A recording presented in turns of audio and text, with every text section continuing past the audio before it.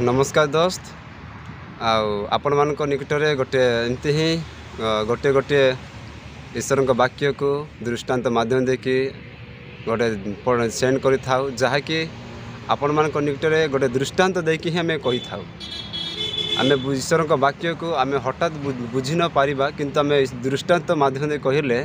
आम सब किसी बुझीपर आज गोटे दृष्टांत कहबू जोटा कि आम ईश्वर वाक्य को केमती जनक निकट को विजाति हो कि सजाति जी भी हो तांको निकट आम पहुँचेबा आवश्यक अटे कहीं मेष मान को ही जन्म देवा किंतु मेष पालक दियंती नहीं तेणु आम हूँ गोटे मेष आम ही ईश्वर वाक्य को लोक मान को जन पार से विषय गोटे दृष्टांत मुझे आम से वाक्य को न कहले आमर असुविधा कौन हो लोकंर असुविधा कौन हो जाना दुई जन सांग थिले से व्यक्ति से माने बहुत भल सांग थिले जन से केमतिका लोक को जड़े विजाति लोक आ जड़े आमर क्रिश्चियन लोक ही जड़े दुई जन सांग थिले से दुई जन व्यक्ति कौन है प्रत्येक दिन बुलबे सब करेंगे से मैंने किंतु से जन क्रिश्चियन भाई से जन व्यक्ति से जन व्यक्ति से हिंदू व्यक्ति को से किसी ईश्वर वाक्य की से केबे कहे ना एमती समय आसला से मैंने खाई पी सब बुलती सब एकाठी रुहति एकाठी शुअती एमती हिसाब तांकर बीती जाऊ था दिन आती भितर दिने ए दी जनकर एक्सीडेंट हो गला एक्सीडेंट होबार दी जन मरीगले जिते मरीगले से समय कौन है कहले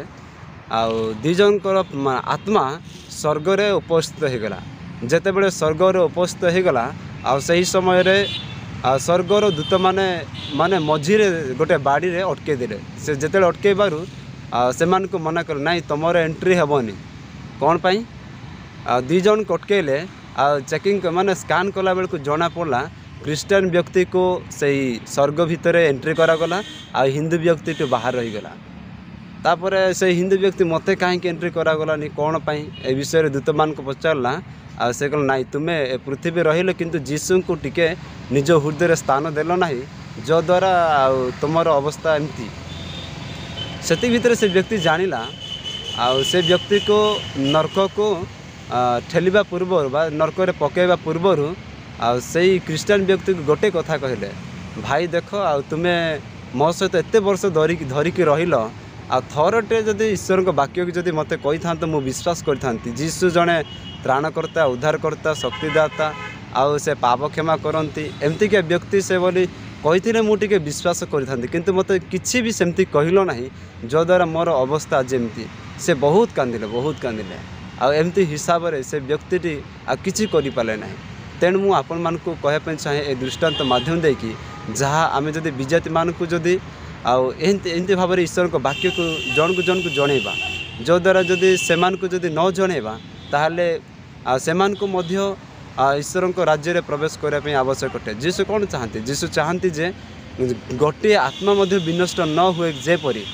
समस्त आत्मा जेपरी लाभ हम से माने जमती स्वर्ग ग्रहण करेंगे स्वर्ग राज्य ग्रहण करेंगे समस्त स्वर्ग को जीवे एटा को जीसु चाहती सेटा तेणु मुझे आपण मान को कहवाई चाहे जी भी ये भिडियो जदि देखुंट ताहले सब्सक्राइब करंतु मोर रेवलेशन चैनल को एवं वीडियो को लाइक करंतु एवं अधिक भाव में शेयर करंतु एवं जेकोसी निज पास्टर को ठारो कि जहाँ ठार भी ईश्वर को वाक्य शुणुंट दयाकोरी से विजाति भाई मान को एवं जहाँ को भी आप चाहिए ताको कहतु एवं कहले हुए तो सेमान को मन परिवर्तन एवं जीसु को मध्य ग्रहण करेंगे एतिक ही मुझे रोचे थैंक यू।